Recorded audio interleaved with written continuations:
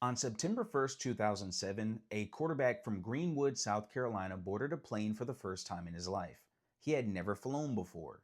He was 19 years old, listed at 5'11" and 180 pounds, left-handed, playing for a school most of the country couldn't find on a map. The destination was Ann Arbor. 109,218 fans packed into the big house. Fifth-ranked Michigan on one side, Appalachian State on the other side, a school from the FCS, a level below the big boys, a program everyone in the stadium treated as a scheduled warm-up. What happened next never left college football. Armanti Edwards went 17 of 23 for 227 yards and 3 touchdowns, added 62 rushing yards, and another score on the ground, accounted for all 4 of Appalachian State's touchdowns, finished with 289 yards of total offense, and with 26 seconds left, the Mountaineers led 34-32. Michigan blocked a field goal at the end. Appalachian State then blocked Michigan's field goal to win it. Final score: App State 34, Michigan 32. Sports Illustrated named it the biggest upset of 2007. Most people consider it the biggest upset in the history of college football. That wasn't even the best thing Armanti Edwards ever did. Greenwood, South Carolina, March 8, 1988. Armanti Frederico Edwards came into the world weighing 4 pounds and 11 ounces, delivered 10 days late, undersized from the start. Growing up in Greenwood, he was raised primarily by his mother, Deborah. His father, Freddie, ran a brick contracting business and stayed in Armanti's life. Sundays, eating out, trips to flea markets in Anderson and Greenville, the kind of working class routine that shapes a kid who learns to grind before he even knows what grinding means. Football didn't find Edwards early. At Greenwood High School, he started out at wide receiver and spent most of his high school career there. Midway through his junior season, someone handed him the ball and put him under center. The transition clicked fast. Nearly 1,400 passing yards and 18 touchdowns in that partial season alone. Senior year, the numbers jumped again. Over 2,000 passing yards, over 1,000 rushing yards, 29 total touchdowns. Recruiting treated him the way it usually treats small-town players. South Carolina showed interest, Vanderbilt, Memphis. Only one program sent an actual offer: New Mexico State. Appalachian State wanted him too, but without a formal offer initially. What locked Edwards into Boone, North Carolina, wasn't a scholarship battle or a bidding war. App State promised him one thing: they'd let him stay a quarterback. He took that deal and he went to work. Fall 2006. Boone, North Carolina, elevation 3,300 feet. Armanti Edwards had arrived on campus as a true freshman and looked like someone who might need a year to adjust. Coaches and teammates quickly understood that wasn't happening. After 10 starts, every program record for a freshman quarterback belonged to him.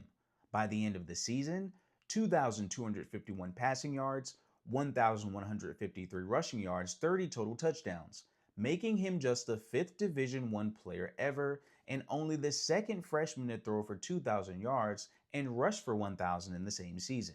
Vince Young and Brad Smith had done it. Now, so had the lightly recruited kid from Greenwood.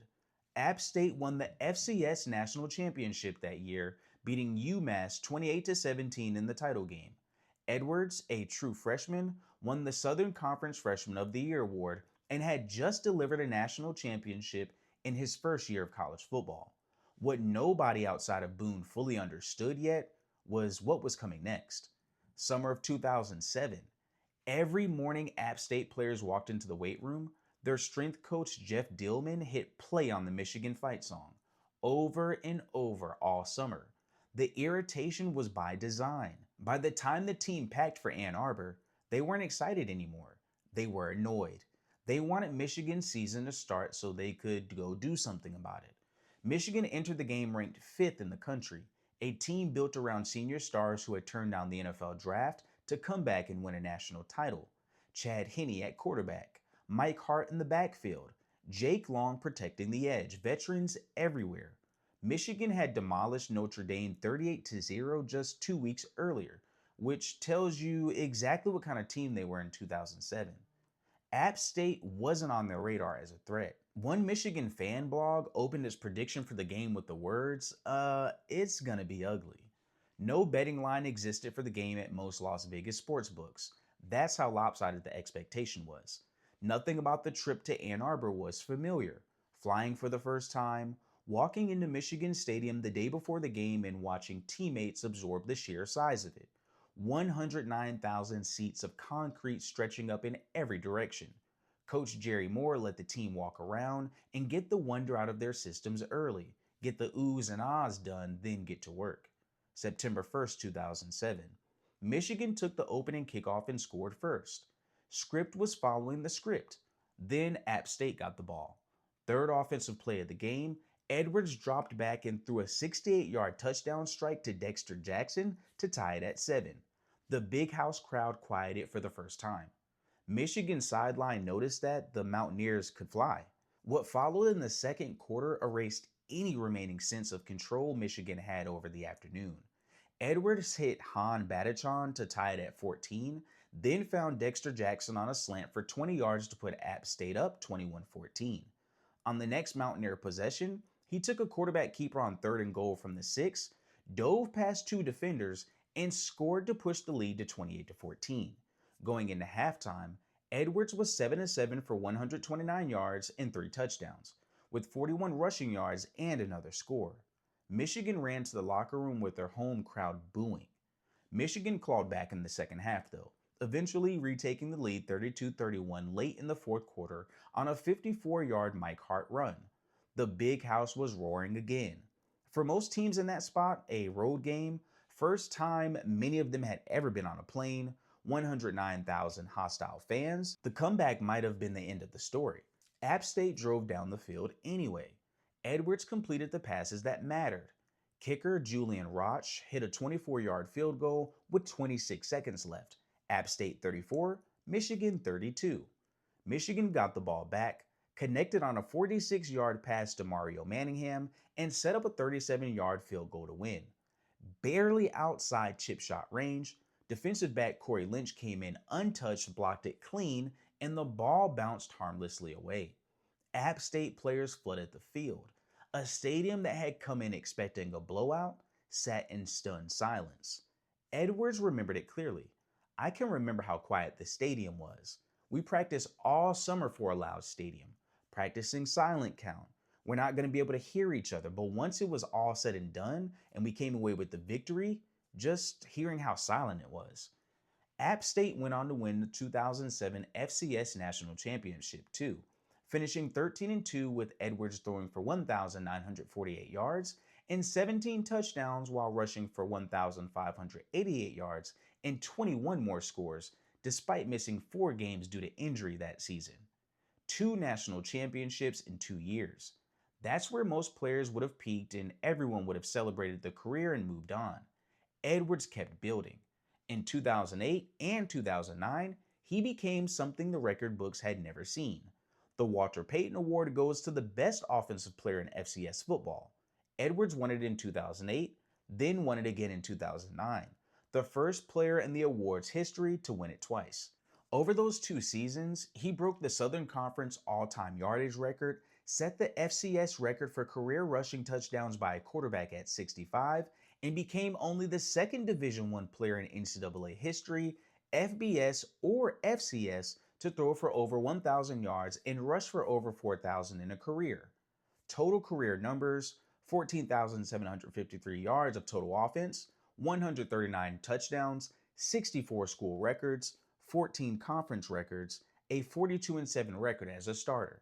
For comparison, Steve McNair, College Football Hall of Famer, is only one of 2 quarterbacks in FCS history to post 4 seasons with over 3,000 total yards of offense. Edwards matched him at a school in the mountains of North Carolina that most major programs hadn't bothered recruiting from. A degree came with it too. December 2009, just 3.5 years after arriving on campus, Edwards graduated with a 3.3 GPA in graphic arts and imaging technology. Only 2.8% of App State graduates finished in under 4 years. He did it while winning 2 national titles and setting records across 2 levels of the sport. Carolina Panthers 3rd round, 89th overall pick. What should have followed never came together the way anyone expected. Carolina converted Edwards from quarterback to wide receiver and punt returner. A difficult transition under any circumstances, made harder by a coaching change that left him without stable footing from the start. 4 years in Charlotte produced little. When GM Dave Gettleman cut him in 2013, Edwards called it the darkest period of his football life. Canada gave him a second act, several seasons of solid production as a receiver. Then in 2017, the Toronto Argonauts traded for him mid-season. That team went from worst to first and won the Grey Cup, Canada's championship. Edwards had a ring again, the same way he always seemed to find a way to be standing at the top when the seasons ended. His number 14 jersey now hangs retired at Kid Brewer Stadium in Boone, the last number App State will ever retire due to a shortage of available numbers. Canton came in 2024, inducting him into the College Football Hall of Fame, the second App State player ever enshrined. The South Carolina Athletic Hall of Fame followed in 2026. So, what does Armanti Edwards actually mean to college football? Start with the game. Before September 1st, 2007, no FCS team had ever beaten a ranked FBS opponent, ever. Edwards and the Mountaineers broke that barrier in front of 109,000 people on national television in a stadium that had never heard that kind of silence on a game day. Every FCS upset that has happened since exists in the shadow of what App State did that afternoon. Past the game, the career numbers demand their own conversation. 14,753 yards of total offense, a dual threat record no quarterback at this level had touched. 4 straight conference championships, 2 national titles, 2 Walter Payton awards, and a 42-7 record as a starter built at a school most programs overlooked, in a mountain town most recruits had never visited, by a kid who got his only real scholarship offer from New Mexico State and boarded his first ever plane to go play in front of 109,000 people. That's a lot. Michigan's Greg Matthews, who played in the game, said it plainly years later. Those guys, Dexter Jackson and Armanti Edwards, were phenomenal athletes who could have gone anywhere and been just as productive. They didn't go anywhere else. Edwards chose Boone because Boone promised him a position. He gave them everything that position could possibly produce.